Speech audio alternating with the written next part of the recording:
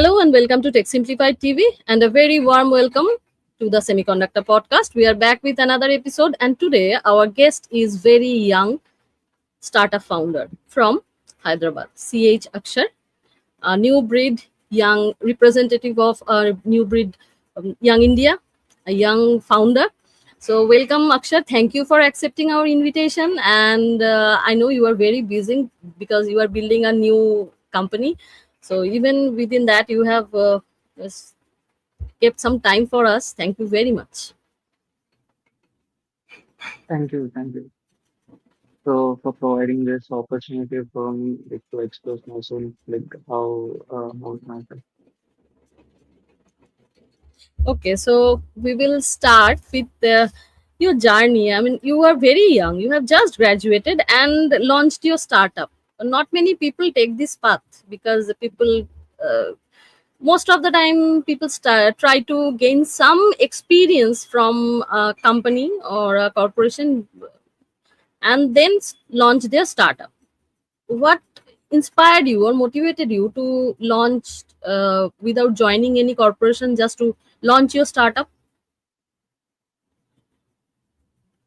So speaking of it, it was more than like kind of an experience. I felt the, being self-employed teaches you a lot. So when you talk about a job, you when you go into a certain industry which you are going to work on. So when you're in that space, you feel this is the only soul-oriented I need to work on. But there will be a number of things adding up onto it. You won't realize, and when you do, you get up work on many other things also. So being as a founder initial from the start itself, I could experience a lot of things. Running a business would be like teaching myself how to sell a product or how to market a product and how to more innovate the product myself. So I would be bound to my innovation initially, then following up when we discuss about this innovations with others, we get a lot of opinions on how to tune our brain. That helps me a lot because it's giving me an open space where I can think a lot out of the box. So talking about the journey, uh, from as I was a kid, I like to break things just not out of the frustration, but to know what is the fundamental things happening inside and how the thing is working on. So that was a curiosity that was from my childhood. So that's when I decided I need to take up some education background in electronics and communication. So once I was on board into my BTech, it was like a journey where I could learn a lot of things by just pushing myself out. So participating in the competitions or the science fairs held by the colleges, building up the stuff what I've learned from my childhood. So to mention, as early it was for me to get introduced by Arduino. It was like around eighth grade where I just started to know about Arduino and buy that board. And when I got the board in my hand, I was like, okay, so there's a lot of things I just can build, not just by wiring, but also writing a code, which is very simpler to me. So with that curiosity within my childhood and the board, it was like very curious for me to build things up. So as pushing myself in this space, building projects or the innovations. So one important industry what caught my eyes was electric vehicles. So I felt this is a space where I can challenge myself to build new things or more Mhm. complicated things. So there would be a lot of learning for me. So I can spend a lot of time in understanding how the things work. And so yeah, so that took a phase where I was when I was in a BTech, I started fueling as a research firm to understand the EV market. So as time prolongs, I have seen a lot of gaps in that and a lot of uh, the EV landscape, which was very problematic. I guess when I was in my third year, I've seen a lot of batteries exploding. Right now, if you see, it's a Yes. kind of a poor service being maintained by the companies. So this gap led me to build something. which would solve these issues currently, and also a better futuristic piece that would be little bit side of innovation. Yeah. So that's how I have started. Okay, so you shared your, you explored Arduino board. So when it happened during your BTech or previously that? No, it was around my eighth grade. So it's a funny story when So I you was are, too you curious have about this, the hardware. okay, so you have this keenness for electronics board programming. So when you learned programming first time, Yeah. which standard you were at that time? So basically, basically in my eighth grade when I was building projects. So one of the greatest thing I came across was most of the code was pre-built. So if you find any code which is left online, you can just alter the code little bit to your application and just put it into this Arduino board. So that is when the first time I came across the software, mostly the programming. But as my knowledge, I couldn't program that much. Just I can more able to alter the code itself.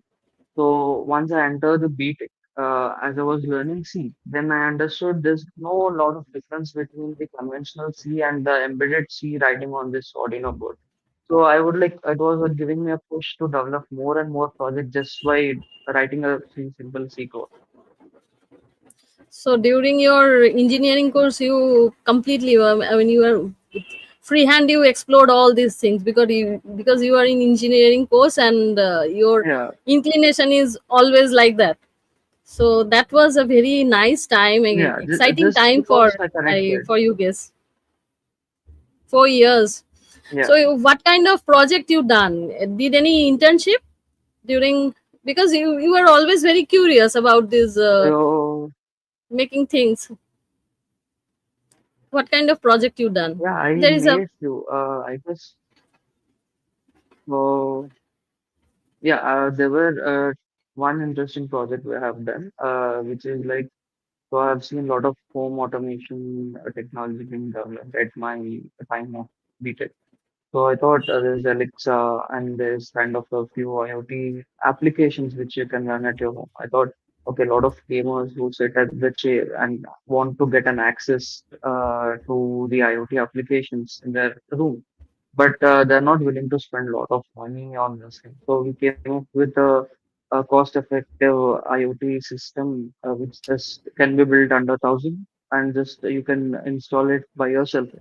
So that was my first application, which was in the time of BTech, which I have developed. okay. So I saw one of your posts where you mentioned about your father doing some electronics. He inspired your interest in electronics. So can you share your story? And also, do Yeah. you have any So mentor right now? You are too young to launch a company, so that's why I'm curious. Do you have any mentor? Anyone is helping you? yeah, we have a mentors quite starting from my journey. As I mentioned, so my father was the first mentor of my life who actually inspired me about electronics. So he's a businessman too. He works lot of things with electronics, building stuff and all. So that intrigued my curiosity. Whenever he used to bring some components to do some service or else he build some side projects when he's in his free time. So I used to see them, and I would like very curious about what is this component about and what is this. I used to ask him everything about his project. So slowly, my intriguing has increased regarding this electronics. So that was my first mentor who actually helped me to take a journey into the field of hardware.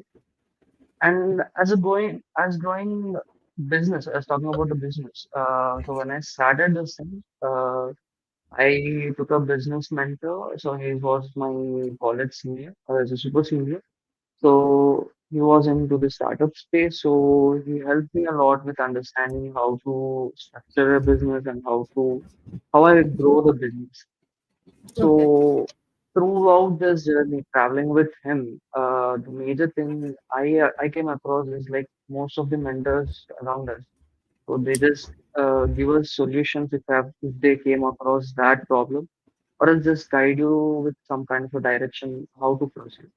So, but that is not a kind of a total mentorship I felt, but a conventional sense of the people, startup founders, when meeting with the mentors, if they are in a state where just they don't give you a direction, but give you a suggestion how to build a direction.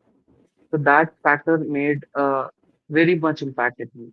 So my Okay. mentor usually used not to give directions directly. So he used to just set how the direction should go. That's it. I need to build up how the direction is. So I need to fail sometimes. I need to learn with that. So Hmm. that is one thing I have observed from the time where I have taken mentorship. Okay. So technically, you are all alone or with your team. There is no mentor for technical purpose. There is no mentor. Only business and business aspect. There, Yeah. you are taking suggestions from So one of your college senior. yeah, college senior and is an official startup mentor for the T Hub also. So started Okay. almost mentoring around 1,000 plus startups early itself. So he's Okay. also one of the young entrepreneur who actually connected with me regarding this business. But technically, when I speaking, so not only seniors, seniors have given me a lot of experience in the technical things before I start, but also connecting with the professionals, right? And so if you go for the networking events, you talk with them, you go for some meet, then you can have a lot of technical activities where you can share the ideas of yourself and get validated. And also maybe some technical tips where you can improve, like let's say like we were over engineering some things, you can just talk to them. They would give us the simplest answer for me. Okay. So officially, I would think that would be the better way of getting a mentorship. Hmm. You are a very young CEO. So how do you inspire and motivate others, whether your team or aspiring entrepreneurs, your community, to pursue their goals? What should be? I mean, how you inspire your team? So, when we talk about motivation, so people generally tend to think motivation connecting to something which is kind of a in a possible state. Let's say like if we consider a student, students' most motivation lies either in fails or in passing grades. So it's kind of a becoming motivation based on the situations. So if you take any person who just graduated also, would take his motivation based on he gets a job or not.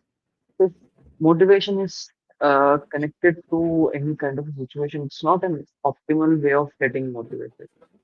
And when you talk about employment, so employees like if you consider our grandparents. This is a famous quote I have heard, and that inspired me a lot to think about what motivation is really about.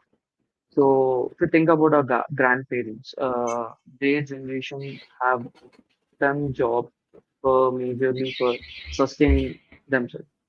So, as generation passed on to our parents, who actually work to give us a better lifestyle, so coming up to our generation, where they is not about sustaining or surviving.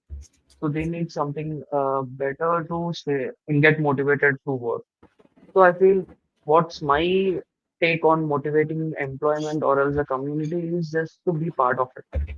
First, just be part of it, and then if we as a community or a individual motivates them to connect to our vision and give them a proper work culture where they enjoy the work. So that Hmm. makes them more motivated to do their goals or else to be work in a company. So I feel if motivation doesn't comes from the situation and more rather than experience, that would be a great lesson for anyone. So if they consider failure as also part of learning, so then they won't link up motivation with the situation and just get demotivated while they are not in the right. Okay. So from your profile, uh, we learned about Zerovortex and KUE Link Technologies. So can you Tell us what core missions of these two, Zero Vortex and KUE Link. So talking about fueling. So fueling technologies actually we are designing an intelligent, smarter, and future-proof electric vehicle. As I mentioned before, there's a lot of gap between the consumer's perspective and the electric vehicles landscape right now. So if we talk about the uh, charging infrastructure, probably that is one issue people are facing right now. And the battery and the complete vehicle trust. That is one thing people may concern, like the price they are paying right now, and components are getting damaged. That is not a optimal solution to produce an EV. So people may lose some amount of trust there. And range anxiety, that is one of the biggest problem people are facing to not adapt to electric vehicles. So when I saw this problems, I felt maybe there would be a better solution which is not completely autonomous, but which is in the middle. If you see ice engine type of vehicles, people like to ride because it gives them some kind of a thrill ride. The same kind of motivation as actually people are missing in electric vehicle. So we decided we want to make electric vehicle which going to thrill people to ride it, which is more safer and reduce their anxiety with the integration of AI, and also add some modular futuristic components which they can just scale up just buying the extra components and adding to the vehicle.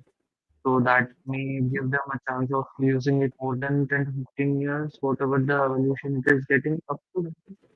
Yeah. So that is about scaling.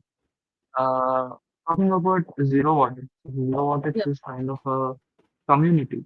So, as an early founder, so I have observed I need a large team who can operate every functional things about the company. So, talking about technical, so we have a lot of subsystems taking part. So, we need a lot of people from software, hardware, mechanical, and even from the business background who can like channel our flow, how to design this.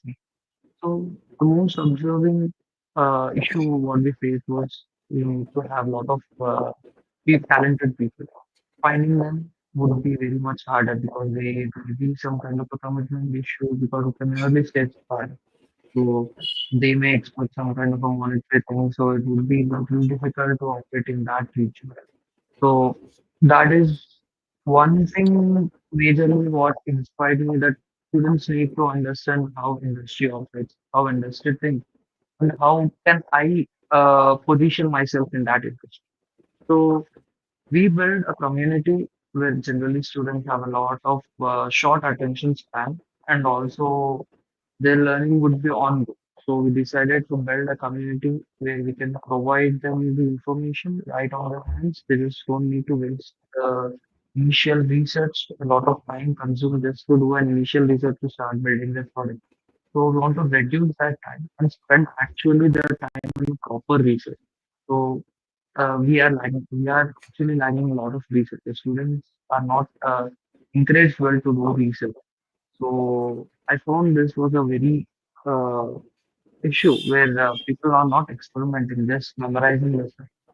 So that is, what as a community has been formed to address these issues, where we can grab students' short attention span and convert into a larger space where they can learn easily and doing some experiments and learning them by research. okay. So, Akshar, can you please come a little bit closer to your mic? Your sound, I think Okay. if it increase a little bit, it will be Is better. it fun? Better Is it now. fine? Better, Okay. much better now. Okay. So, Okay. so obviously, when you have launched a startup, so you have something, some vision in your mind that in long run, what kind of impact it will create. So in both case of Zero Vortex and KUE Link, what do you think? What kind of impact it will have in coming future in its respective field? These two are different concept. So what do you think? Mm.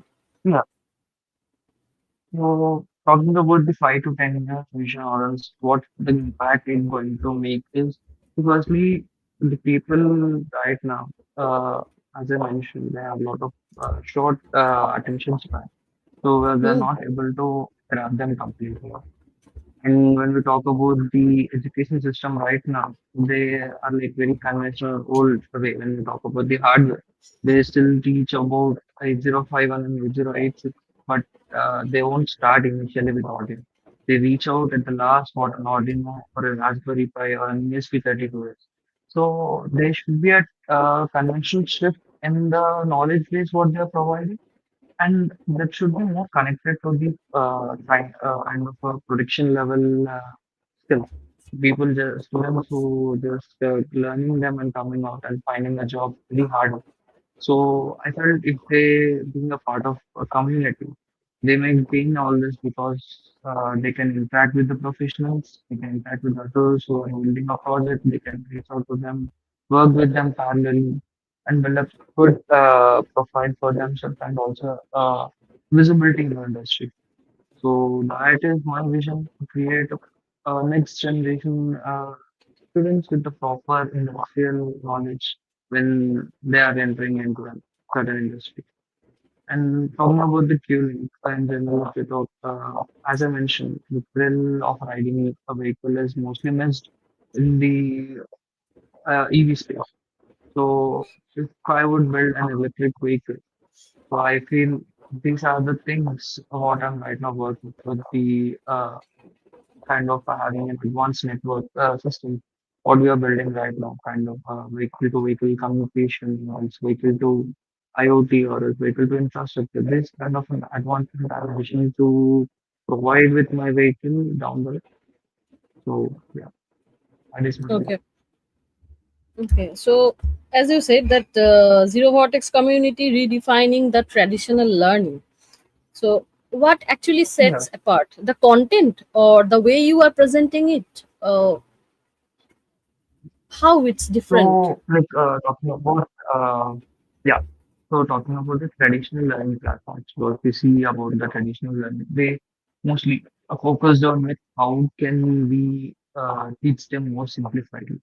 So talking about like let's say Bible for them. So they made some video lectures apart from your original classroom sessions. You just hear them, which are more simpler and student oriented. Or else there would be some platforms teaching you how to clear certain exams. Or else there may be some LMS based platforms providing for the college for the smart boards. Uh, the ecosystem what right now the EdTech is handling is how to solve the current problem of learning. So we are mostly thinking about the psychological impacts what students are actually taking, and using the conventional technologies right now, we are integrating this with that. So our Zerovortex firstly runs on a gamified engine, which actually trained on some psychological techniques which actually student face. Let's say entering into a college. Most initial problem would be what kind of a laptop it is.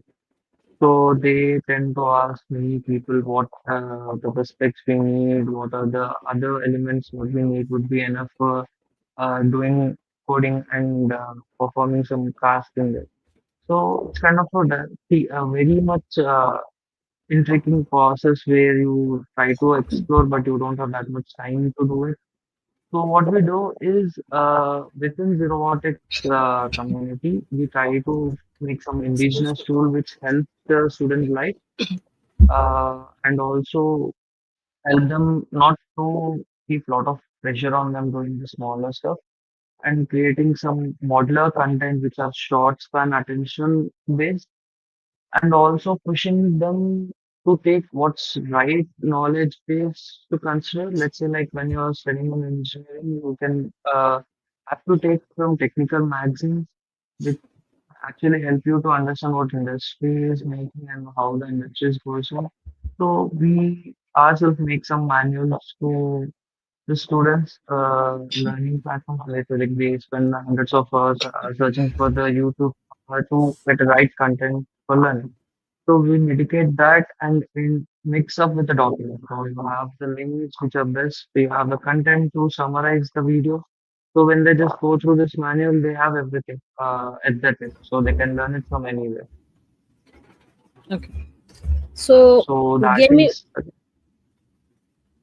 uh, yeah, as much I understood that gamification is also part of Zero Vortex community. yeah.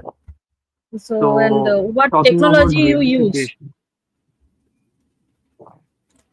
well, yeah, it's kind of a basic technology we have used, but just developed and a gamifying engine, which actually is an AI model uh, mixed with the psychological things, how student things, how can we track them, and can we alter the track based on their performance. Based on these things, we have just built an underlying tech working on it. And upper part, the visual layer, when we talk about it. So we tend to make some kind of an MMORPG based environment where students' environment looks like a classroom. When you can control a character in that game. So when you get it into the classroom, you can use your VR to have a experience of the real classroom in online space. So we are trying to embed that recent latest techs into the Zero Watt community so that people get excited to be on the platform. And to study. And when someone is excited about Yeah, the whole thing, so understanding would be better. That's the concept. exactly. Yeah. I mean, there is a lot of learning platforms, so there must be some competition. So, how you compete with them? So see, we're not competing with any platform right now because see, we are just providing a methodology for students to learn rather than teaching them. So if we make a content, so we need to have certain methodology in which the content teaches you the right way or more easiest way or more faster. So based on this parameters, we are just making content for the students and content tools on the space where they can collaborate with each other. Or let's say like right now, we have a number of startups working on different technologies. So if they are open for collaborating with the students, at the point of research or in the point of a build, or else the companies are open to provide some projects to the students to build upon. So our platform is like a channel where you have students who are going entering into a professional space or a person from a professional background want to skill up themselves, a freshers especially. So we use a gamifying as a layer on the channel where the corporate can collaborate with the team of students, uh, or the student can interact with the startup by providing them the information or review on their product, or else just provide them the technical support they need. So it's kind of an intersection of many things which make them ready to go out of their current educational space for commercial production. So we are just medicating them to move to the next space. So, I mean, your that Zerobotics community designed for which age group? School student or college or engineering? If it, So currently, we are operating for the freshers and also the students who just enter into engineering or MBA or any professional space. Professional So it space. And actually helps how do them, you but down the how, line, I wish, yeah, how do you track their yeah, down the progress? line, I wish. Okay. So, talking about the tracking then, so that is why we have built the gamification system. So they make, as I mentioned before, startups can come take reviews of the students in the terms of the technical aspect. So if the student is providing a technical aspect or being a part of any technical conversation, they get points. And also we in between, we also give some bounty hunts where they can challenge themselves and solve some technical related critical thinking issues. So when they face that, they get points, or if they collaborate, they get points. So with the point-based system, they get levels. So based on this levels, when they reach a level, they get certain amount of kind of a reinforcement based method to get some coins. So which they can claim it to attend some physical session given by us, or else they can buy some of our manuals data, or else take some suggestion from the community. So we kept it as a cycle. So if you contribute to the community, you use some certain amount of coins, and if you take some advice or give some advice, you gain. So this kind of a cycle which is running out to get a level up in the system. So by this we track our students or the people. Participants. And what are the challenges you have faced while you are building this zero vortex community? Yeah. So talking about the community, uh, first, initially, what we thought, giving them an online presence is the most important thing. So if we start our platform with already existing platforms such as WhatsApp or Discord, so we initially build them, and we were open to add some students. So we found out only being online is not the matter. We just need to convert them into a productive environment. Like we need to bring them and have a lot of conversation with them, or else need to host some sessions, online sessions to interact with them. That was one thing we realized. That was the first mistake we have done, and realized that they need to have more online presence. And make them interact. And most other problems what we faced was finding the real collaborators. So it's not that easy to find collaborating with other companies coming in the terms of teaching the students in the professional space. So that is one of the issues we have faced. And also, yeah, as I mentioned, we students have a lot of short span attention, so we need to make a lot of content. Uh, keeping our mind, keeping that is the issue in to solve it. So the content what we provide needs to satisfy that purpose. So building a lot of content is very hard. That is the issue we have faced.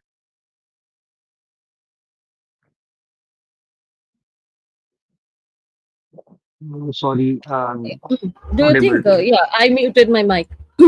Actually, I'm coughing a little Okay, bit because of this weather. I got again okay, my throat infection.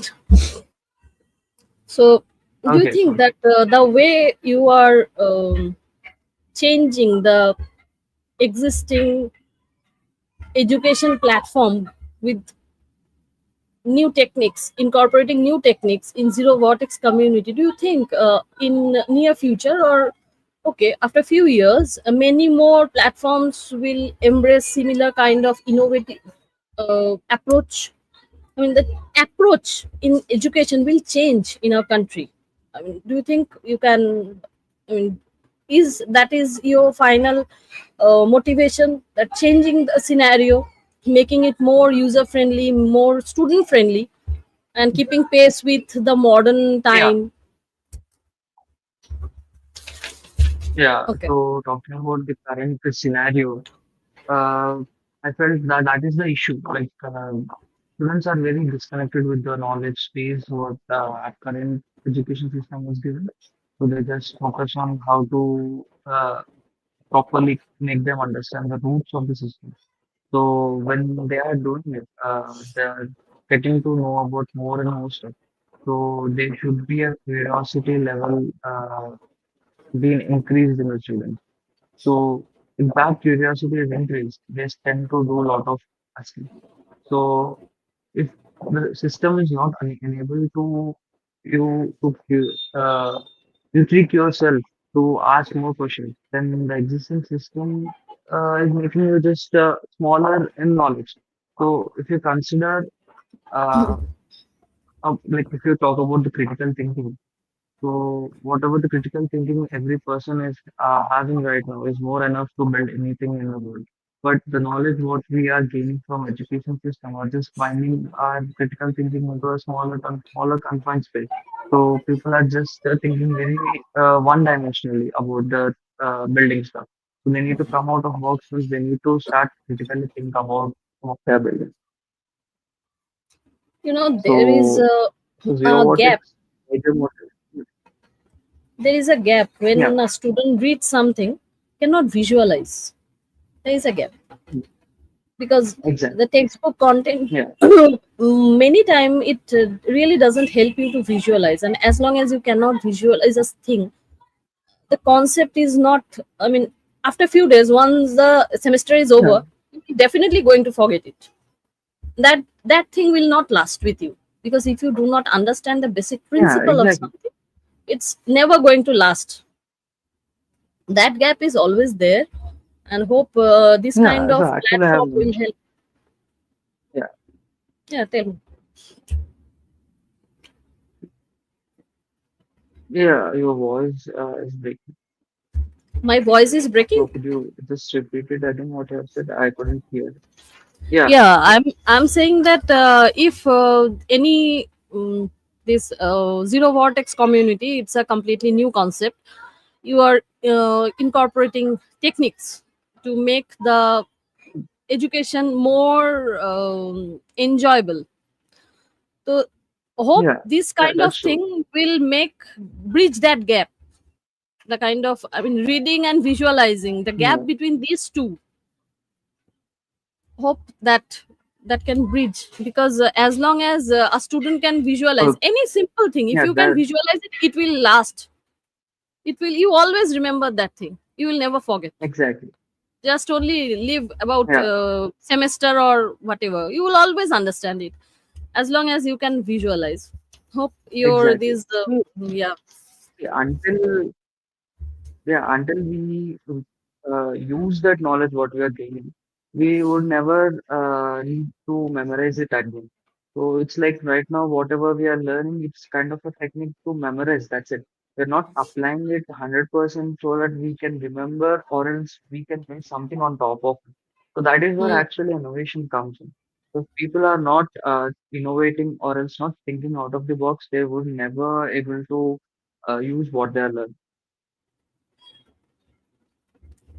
Okay, so we have many questions regarding zero vortex community. Now about, let's talk about Q Link.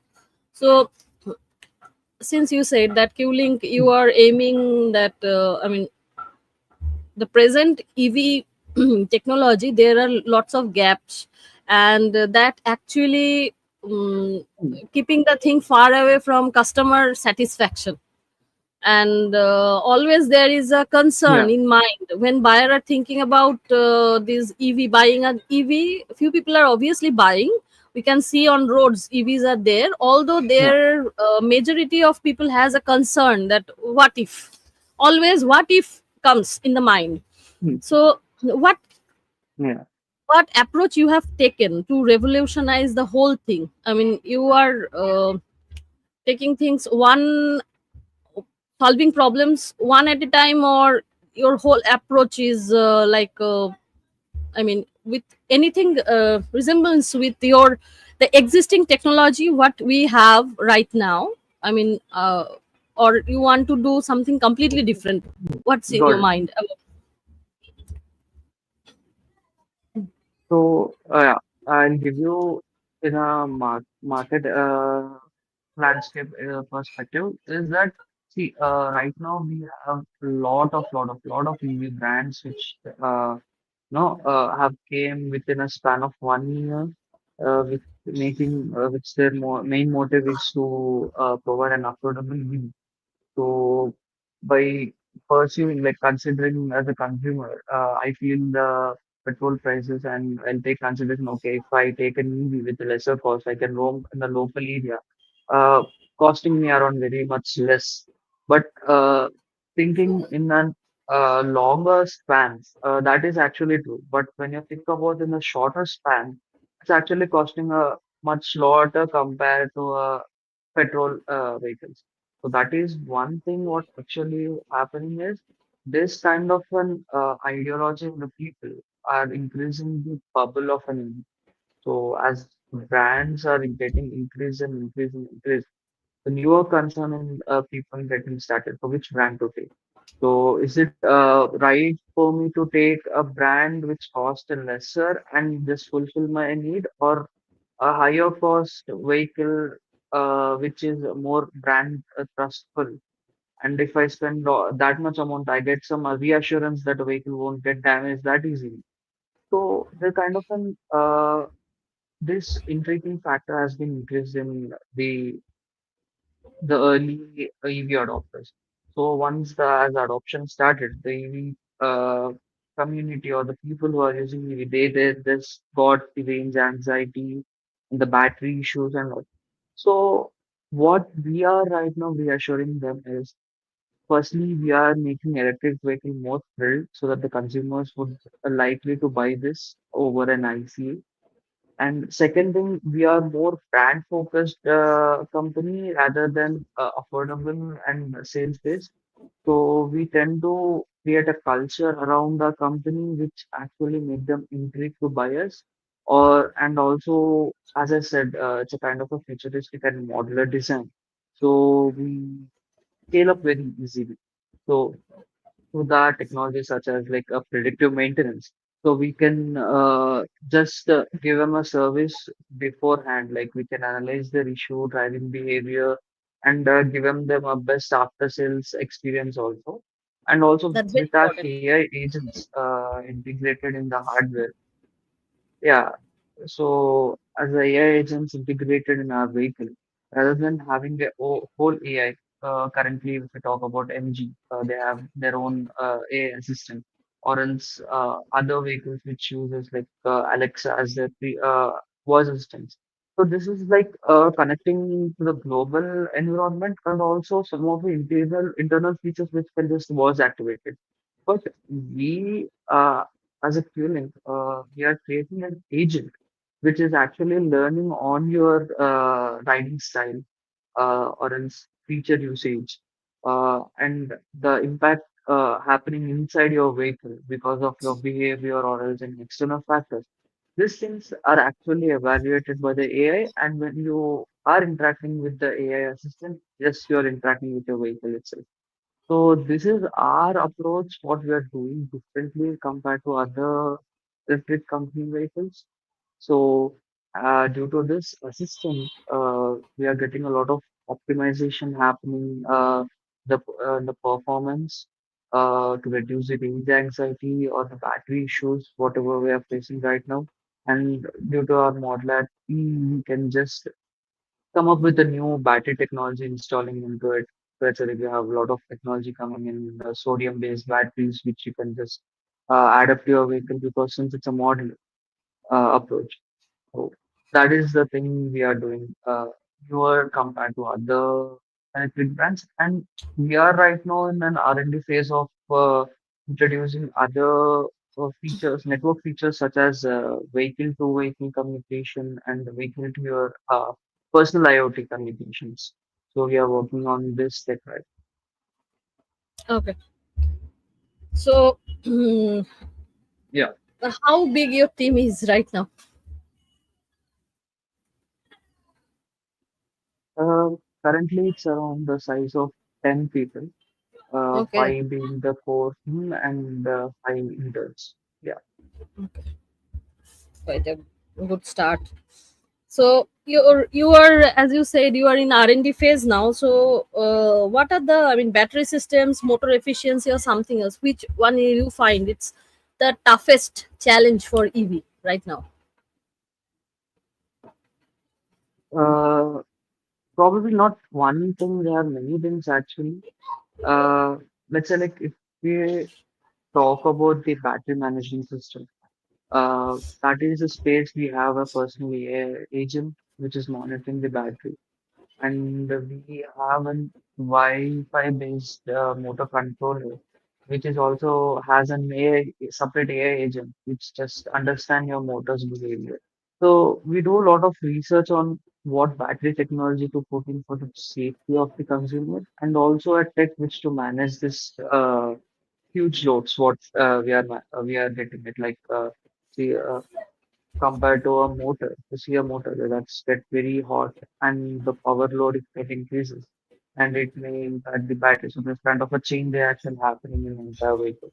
So if this AI understands that thing and mitigate at the points what we have loaded, so it is would be a much safer device compared to right now whatever the electric vehicles we have. So that is the space we mostly intend to do our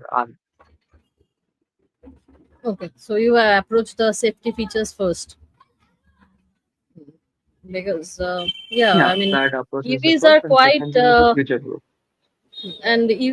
infamous for the safety features. Basically, it's blowing up and got fire. So these are Yeah, the probably the most horrible imagination. I mean, when a person is buying, investing a lot of money, hard-earned money on a car, and this kind of horrible scenario, probably the toughest spot right now is that security. So, yeah, you advocate for an open access approach to technology. I mean, how that model should work according to you, because you advocate that thing. yeah, yeah. I feel see, open access or the open source environment what we have. So it's like see, many of the commercial spaces or commercial companies right now, which are building a lot of tech, doing a lot of R&D. So I've spent a lot of money in doing this thing. So they always tend to keep it a closed source. So it's completely protected with some kind of an IP. So if you would like to buy or work on that technology, you need to have access. So it's like a lot of paying a lot of money to these companies to do that.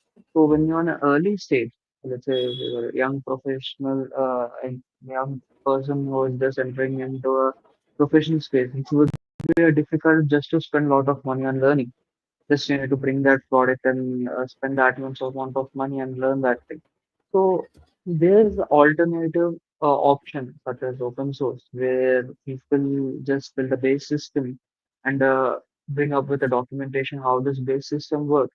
So if there's a young talent growing up, if they start contributing to this kind of an environment, there would be a lot of tools built around it, which would be a comes at lesser cost for the people and also provides an advanced access to this technology. Like if you develop kind of a subsystem for a larger board, it's an open source architecture.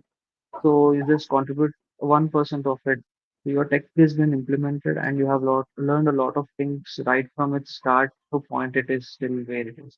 So and when that thing comes into your hand, as it's an open source, so no company need to pay a lot of money to manufacture it. So people just need to spend how much it got how much cost it's taking for manufacturing it. That's so that would help a lot of people to get started with. So I believe even our community supports open source approach where we tend to take students to that space where they are able to contribute openly and also taking insights to develop themselves. Actually, for this reason, open source tools are getting more and more popular. It's already very popular in Europe. There is Yeah, a but profound community mm, who supports and do all this, and mm, in India also this awareness is coming because many small startups are coming, and they yeah, have big ideas, although they cannot spend so much money like big corporations are doing. So developing something from scratch of yeah, their own and making it a proprietary, that's again are very time consuming and obviously expensive also. So this open tool yeah. space is getting developed. One more thing, I mean, because I mean you are working in the EV section, that sector. So is there any tool which in your work getting done, open tools are there? We are completely open source. We are not buying up any proprietary tools. So, Completely as I open said, the source, you are doing Zerovortex everything, itself has a lot starting of, from designing to everything. yeah, we are not, yeah, yeah. completely we are into the open source. Even to say we have a lot of tools there, such as the Renode, which is actually helping us to design the architecture for the SoC, which is completely open source. And we have a lot of tools like that, which are open source tools. And even to point out such things people doesn't know. But I guess IBM has an open source access to their quantum computer. Right from your home, I guess you can use it. You can code into a quantum computer. People are not that much aware of this thing. So that which is what made me excited. Like if people get aware of this tools, what more interesting things they can develop. So there everything they have every alternative for IP based tools right now we have which is open source. So that I guess there should be a lot of knowledge need to be spread regarding the open source. Yeah, obviously. Mm, Yeah. so what are the biggest market challenges you are facing? Because you're in your that segment of market, there are giants are there, big Hmm. companies. So what kind of challenges you Yeah. are facing? See, currently, as I said, we are building a system which is a future proof. So system would be very in early stage where most of the functionality would evolve eventually by time. So as I speak, vehicle to vehicle communication, which is a most interesting factor where safety may improve a lot to the vehicle and the rider. Just like a vehicle, if it is entering to your region, it can send some alert to your vehicle, knowing that it's very close to your vehicle. So we have a lot of messages. Let's say like on an ambulance, getting stuck in a traffic, it is able to have a vehicle to vehicle communication, so it can alert entire stream of vehicles that was going to be an ambulance onto your road. So there's a lot of functionalities which actually are under pieces. So we tend to bring them into a reality with our own architecture, which are simpler, but yet not that complex to implement. So based on that, we are developing this tech. So are just not stay in the current span our vehicle, and it would be more evolving down the line as how human evolves. Okay. So what do you think? What are the key factors that influencing consumer adoption of electric vehicle, and how you are addressing them? I mean, what are the key factors that are influencing? Uh, so as I said, the key factors for the electric vehicles would be first one is the range anxiety, next the battery explosion, the poor after sales experiences, or probably the infrastructure right now. What is it? Is not serving the entire the EV growth. It's like the infrastructure is growing little slower compared to the adoption, so it may not. It may reach at a saturation state where it won't able to serve all the people who are adopted to the EV. So these challenges are a little bit different. When we talk about the charging stations right now, we are that is even not even universal. So each vehicle is getting their own type of a charging connector where you have a energy vehicle, you can't charge with the Tata charger, or else if you have a Tata vehicle, you can't charge it with the Ather. So that is what majorly missing in the industry right now, and we tend to want to create some kind of a modular attachment which can just convert the voltages and the port size so that they can charge with our vehicle also. That is one Any thing we are solving. And secondly, as a converter? That's a very wise yeah, convert. thinking, because you, I mean, And almost yeah, because when you are traveling, you can take your car to a long on a long route, because when you are not yeah, have to think yeah, about, because in conventional cars there are so many petrol pumps are there, you can yeah. refill the fuel. In case Not of only the if infrastructure, yeah, just go. so when you are I mean, if all the charging circuit and all, if that varies depending on the brand, and there should be a uniform uniformity should be there across the brand, so that and you are doing a wise thing, that inclusion of a converter, it's conversion, it will happen and your car Yeah, can get charged from anywhere. That's a really wise step, because that will give very flexibility yeah, to the user. exactly, exactly.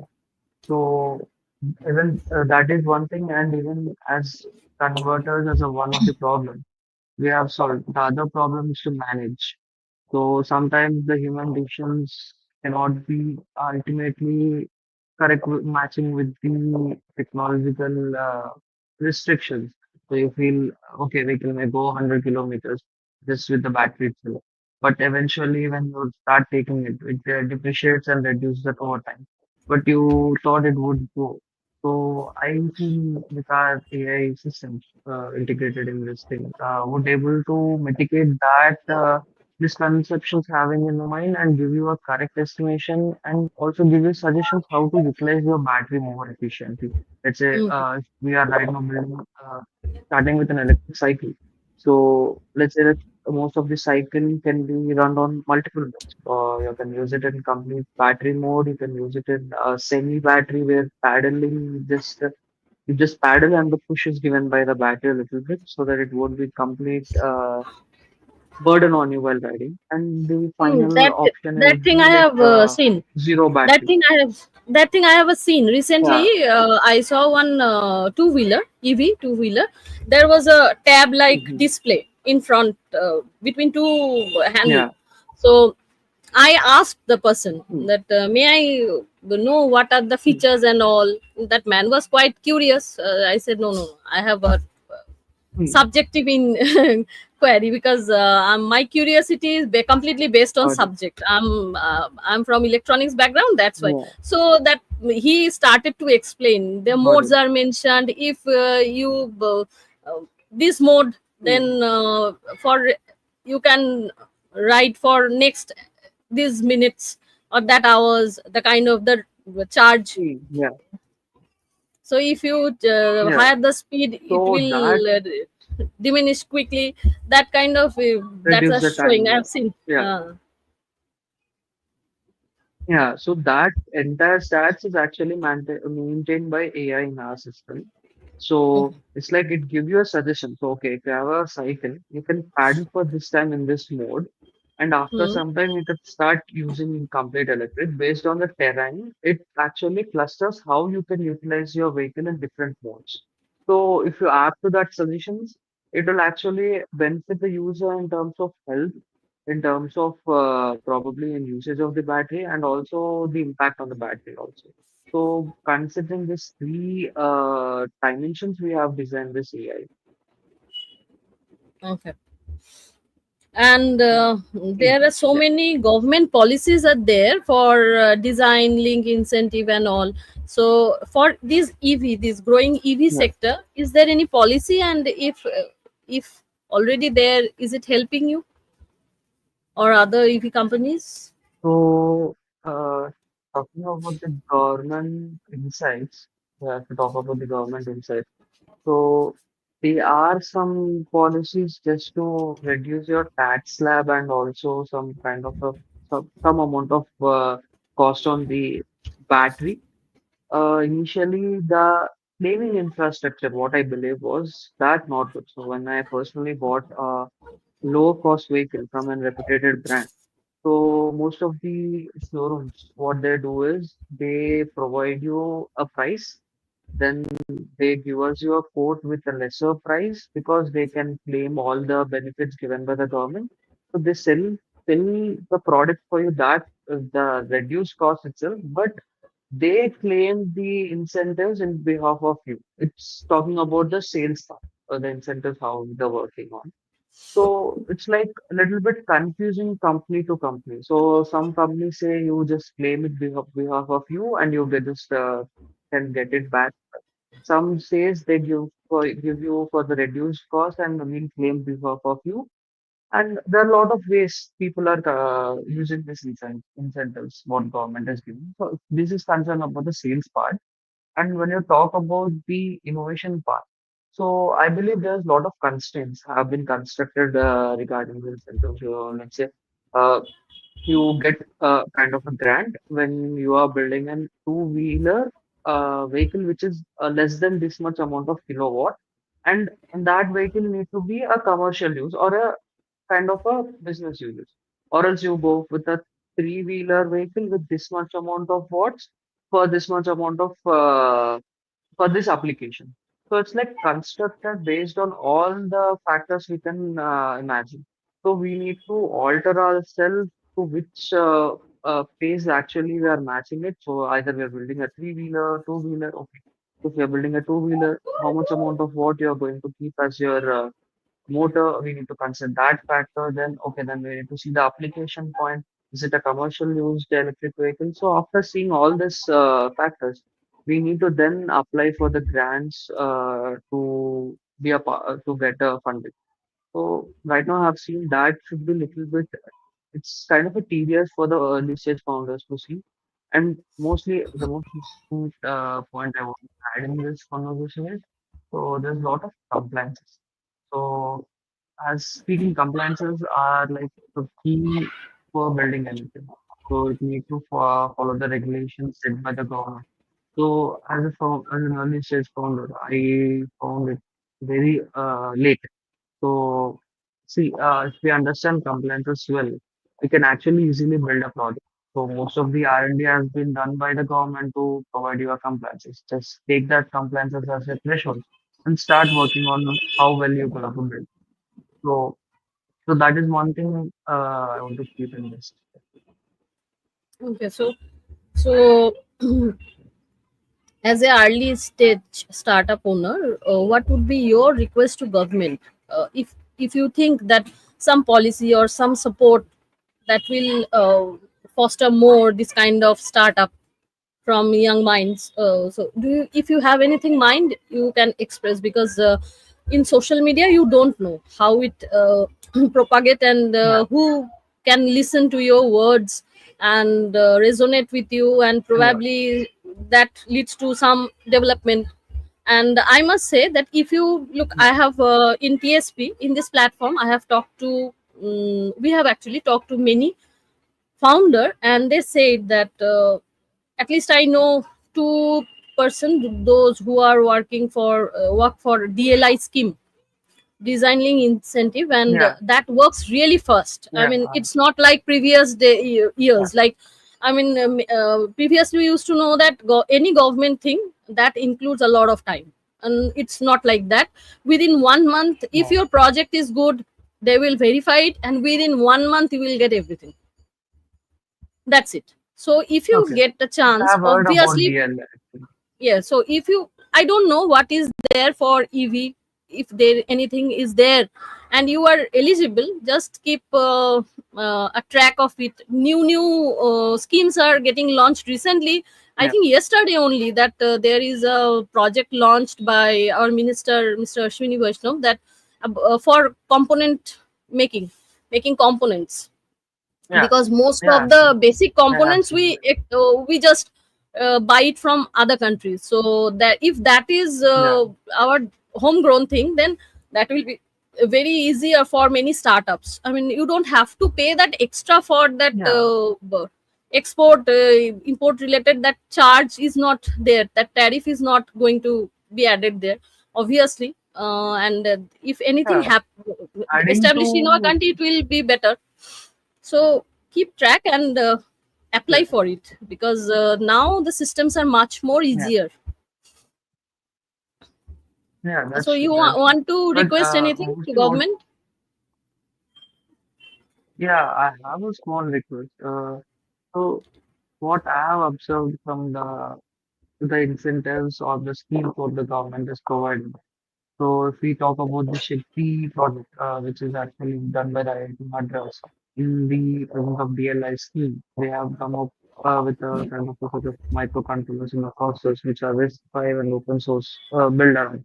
So as Shakti is providing you 50 to startup initiative where uh, already existing system is supporting a startup would actually impact a lot. See, someone have done a research and provide you an open source hardware, so you can test it out and build upon it, right?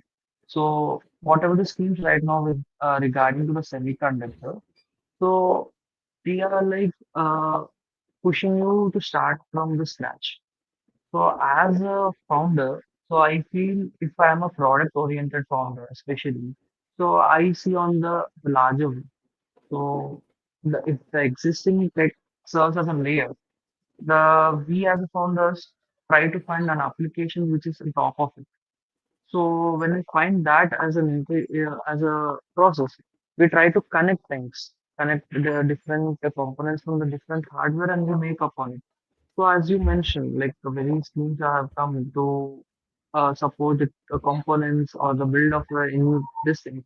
So I feel most of the schemes what are present should be from this point where the layer is there, the existing hardware providing startups need to collaborate with the upcoming startups to promote the hardware, building up stuff up top of it. That for that, government is taking some initiatives.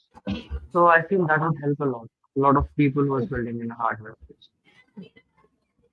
So as of now, are you in collaboration with any other company, or you are working your own?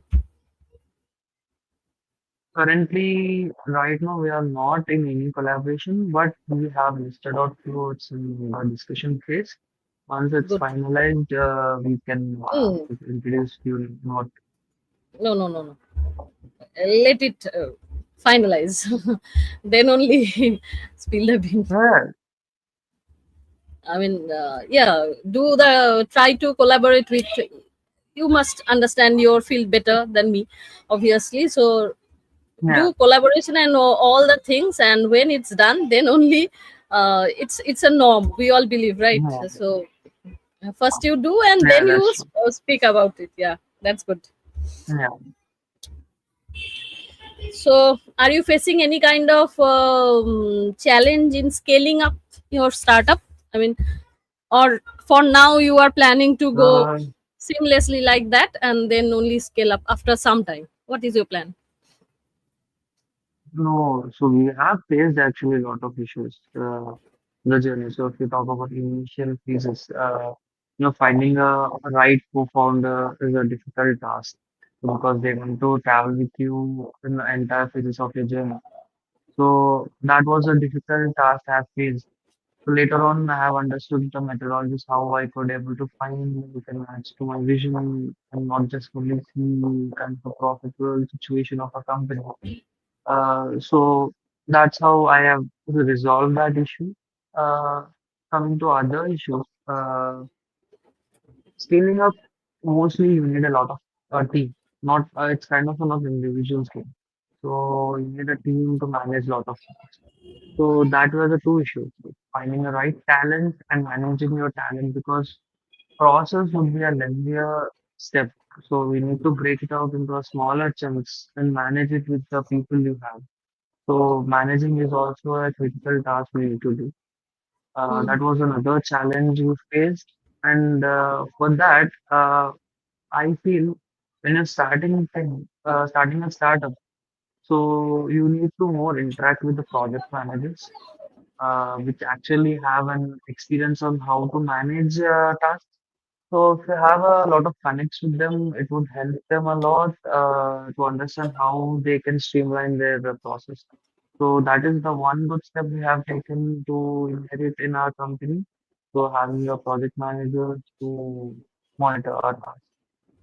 So that is one thing. So coming point of sales, uh, scaling up. So it's like most of me as myself as a young entrepreneur, I feel maybe sometimes we over engineer stuff.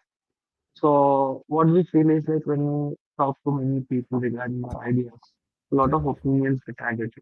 So sometimes we over engineer stuff. So it may not line up with the price point we are going to sell it or else the people we are targeted. So that is one thing we faced a little bit. Then later on, we understood how to control our innovations too, and streamline it to the price what we are projecting it, the kind of a market value what we are giving to the consumer. So yeah, that were the initial problems we have faced. But right now, I guess after resolving many of them, we are in a state of creating our final POC so that we can portray in the market. Okay.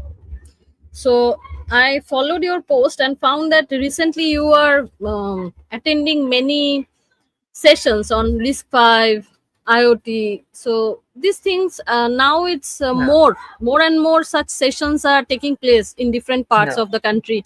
So you have attended as a. Oh, what do you think? I mean, yeah, how helpful these sessions for young minds like you? yeah. As I said before, so people are unaware of open source. So until and unless they get aware of open source, they can't contribute. If they at least heard about what it is, so they'll try to research about it, or else they try to stay connected with the industry.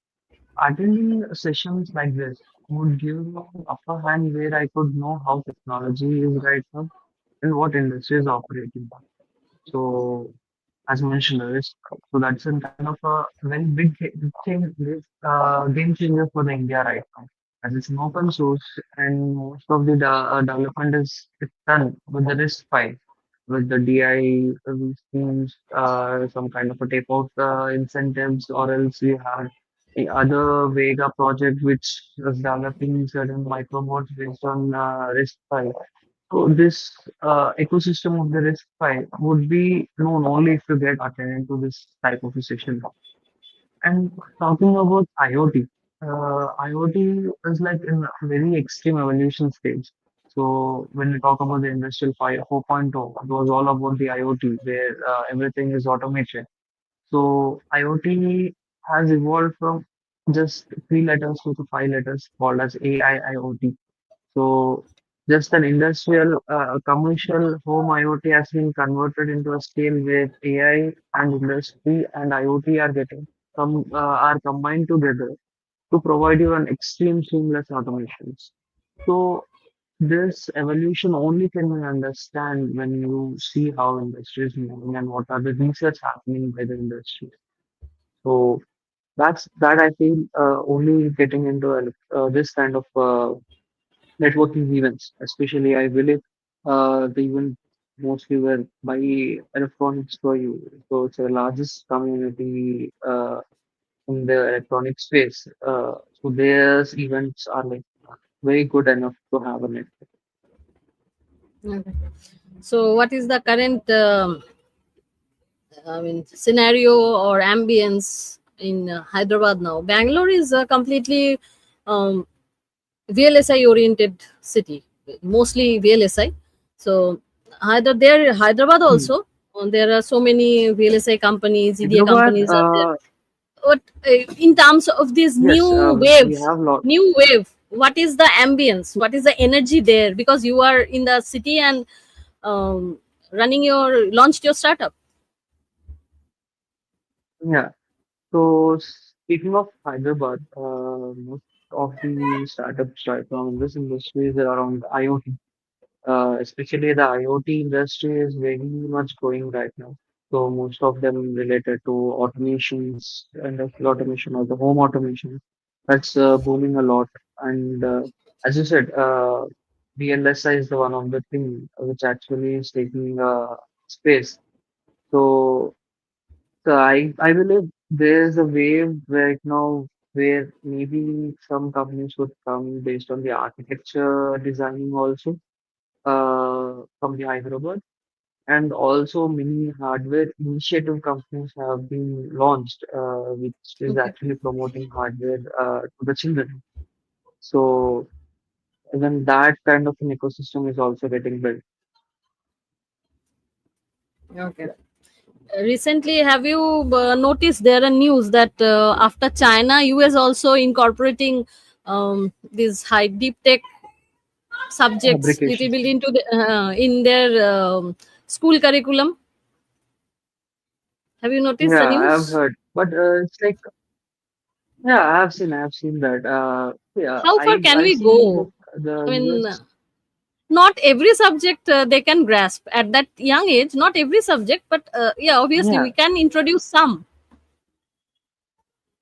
no, actually, What it is possible. possible? Uh, Okay, so what you? because Hmm. see, yeah, what I think and believe is, see, as an early a person who is in very early graduate state, or else is very like is in schooling, let's consider it as a schooling.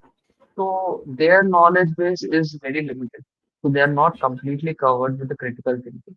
So if we intrigue their curiosity and provide them with a different field of the things, they just ask you a lot of questions and start building up on it.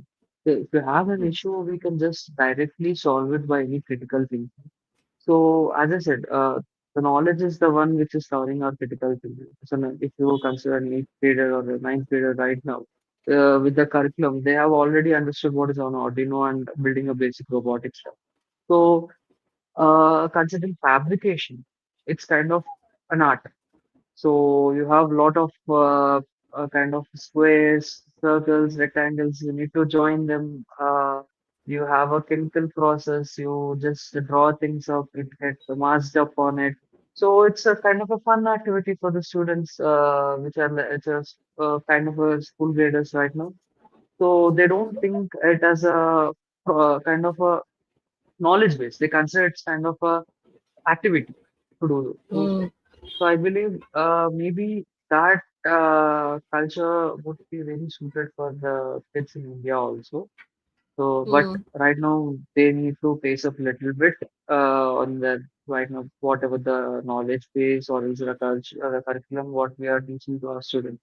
There's not that improvement if we able to bring it up. So I guess we will be able to teach our kids how to fabricate PCBs on their own.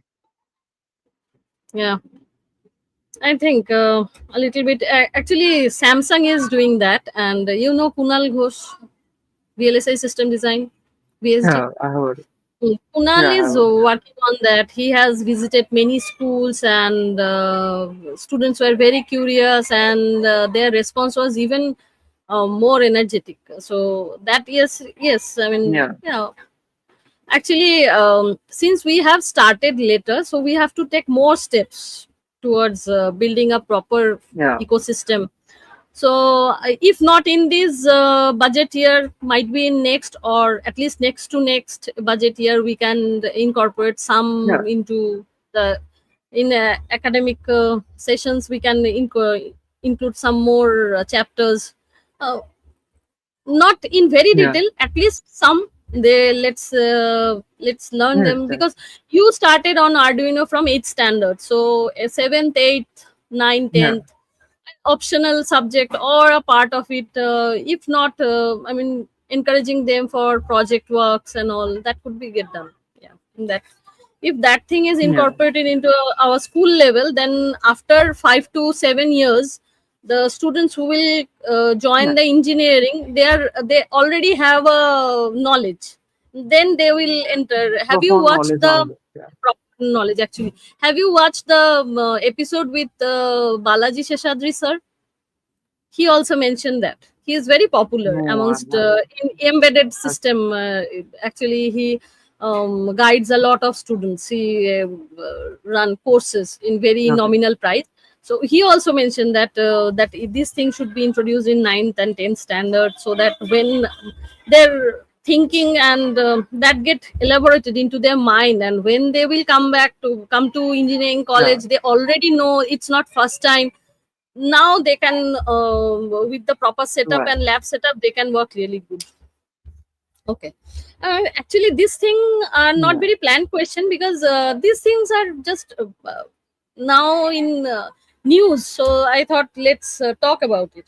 So what are the upcoming trends you are really in EV segment, you think it's really exciting you, actually, that will come in 5 to 10 years? It's the safety features or any other thing, incorporation of AI or anything, whatever you are Uh, excited about?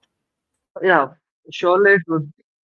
Surely AI would be the one of the key factor affecting it. Like it would be a stage where complete vehicles get autonomous.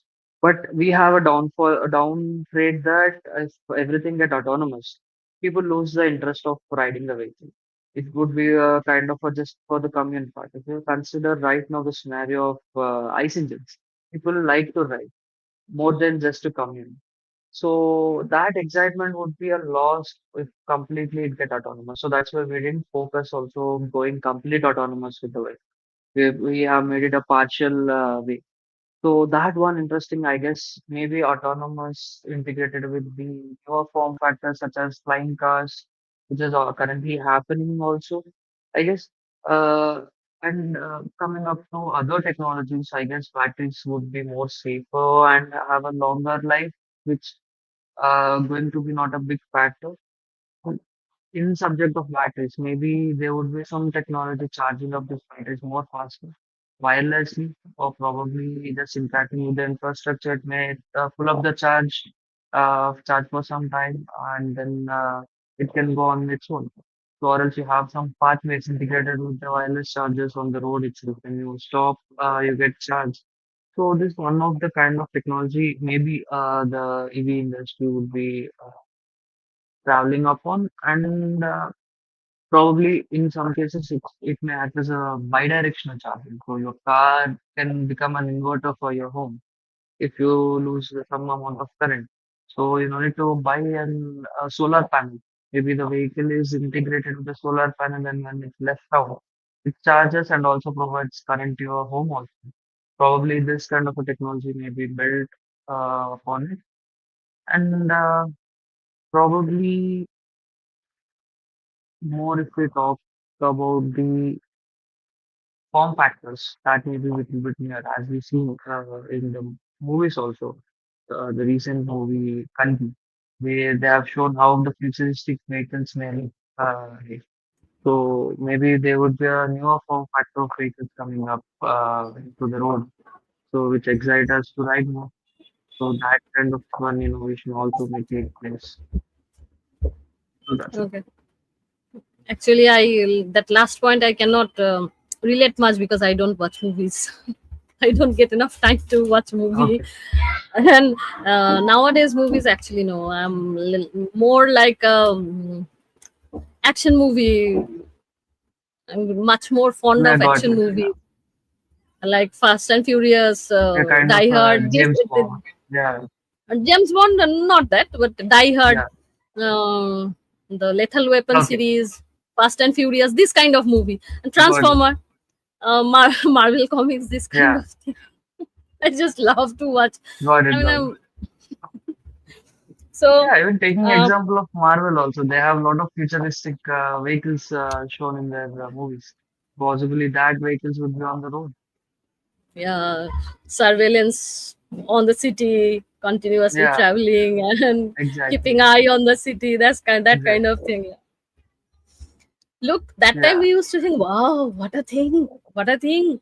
And now so many of those things are in actually in existing in real life. Just think. I mean, Yeah, that is exactly. the thing that used to when I was a kid and was in third or fourth standard. So the probably the most exciting animation was Defenders of the Earth because of so many superheroes are in the Hmm. same side. So obviously, bad will always fail, and good will win. So Yeah. and there are so many gadgets, so smart. Traveling to that another world and so many good things and so cool, Dimensions. Yeah. so many things now so That was many great. Yeah. that was a great imaginative things, and now so many of these things are into real life. That's so based on your Yeah. journey so far, But what I with feel, yeah, tell yeah. me, tell, But tell I me, tell feel me. there's a little bit moving in a slower pace of building the things. If we talk about the EVs, the system is very straightforward compared to the IC. It's very complicated to build, but when it comes to the EV, the system is very straightforward. So you can build it with a lot of form factors. The vehicle may look very interesting with very interesting designs. or else probably more shorter designs, maybe a kind of a one-wheel bike, which is very easy to build if we have electric integrated in them. So we may see it, but we are not moving at that pace to see in complete 2030 and 2027. Okay, let's see. Let's wait for more speed, I guess. I mean, because market has its own dynamics, and um, Yeah, whenever industrialists they put a lot of money, they want to extract more money, want to make profit from this. That is the whole that's the main. I mean, that's the yeah, root of everything. So you have to yeah, wait for that thing. So everything. I mean, the way we can think. mm, It. I don't think the reality, the things move that faster. Probably that lag is there, or some yeah, young minds like you, they will come and try to fix things first. Okay, don't wait for so much. Let's fix all these things first and move forward. yeah, That might also happen. We will wait and see. yeah. So, based on your journey so far, what would be your suggestion to the students who are entering this VLSI, and after completion of electronics engineering, they will enter this EV sector, or some contemporary startups, young startup owners, or those who are thinking to um, launching their own So, startup? What would be your suggestion? okay, so from it, the student or the professional is entering into the hardware space. So I would suggest first starting from the networking and going to events. Because you go to the events and network yourself, you can see what technologies right now and how industries operate. So then you can understand, you can start measuring things like what is my level of understanding right now and what industry will be in which way. So I get some threshold. So if people go in that such way, they get connects. They can connect with the startups when they are ready to get into the industry. So it's the initial barrier where the innovation is not, as job is not stopping your innovation. So probably going to this, using this networking as a tool, getting understanding industry or skilling yourself. That is the one key thing I would suggest. And uh, staying with the roots, firstly, understanding the roots, then building a base upon it. So initially starting, before starting about the complete deep technical, I suggest to look around. So what are there in a VLSI or as an embedded space or in an IoT space or in a digital communication or as a DSP space? So once if they look into everything, like doing a certain project with being as a freelancer, working in this kind of a companies, contributing for the different roles as open source allows us to do. So if we are able to do that, we can understand what industry we fit in. So once if we understand that, then we can deep dive into the technical part. And talking about the startup, so what suggestions I give is first contact, promote your idea, understand what the people think about your idea, take their opinions, but don't overwhelm with the opinions. Uh, Build upon it, value it, and then try to fit it into the market rather than pushing into it the market. Uh, Once that is done, I suggest go with the proper mentoring and hire some project managers to help you with the task scheduling. Uh, yeah, even finding a perfect co-founder, that would be a tip added to the point. Uh, yeah, that's it. That are the things I believe that need to be taken care before starting. Okay, so we had these much questions for you, and you answered. You have worked really hard on your concept, I guess, because you are prepared and you are sorted. As much I understand, you are quite sorted here. So good. It's really good. And you are the we have really talking to Thank you. many startup owner, and you are the youngest of all, a fresher Okay, into the space, startup space. So thank you. I think that's really reflecting where we are heading as a country. It's a really exciting time for this country. Got New mind, new breed CEOs are there. So, okay, Akshar, thank you very much for this detailed uh, explanation of many things. We had a lot of questions and you patiently answered them all. So, thank you very much for giving us so much time. It's 1 hour, 30 minutes, 1.5 hours. So, thank you very much. Wish you no, best of luck for your future, for your company, thank for you. your Mm, Zerovortex community, everything, because you have a vision in your mind and you are working on it along with your team. So, for your team, I must say, please keep working, keep pushing, and obviously, success will be there. So, viewers, we have come to the end of this session.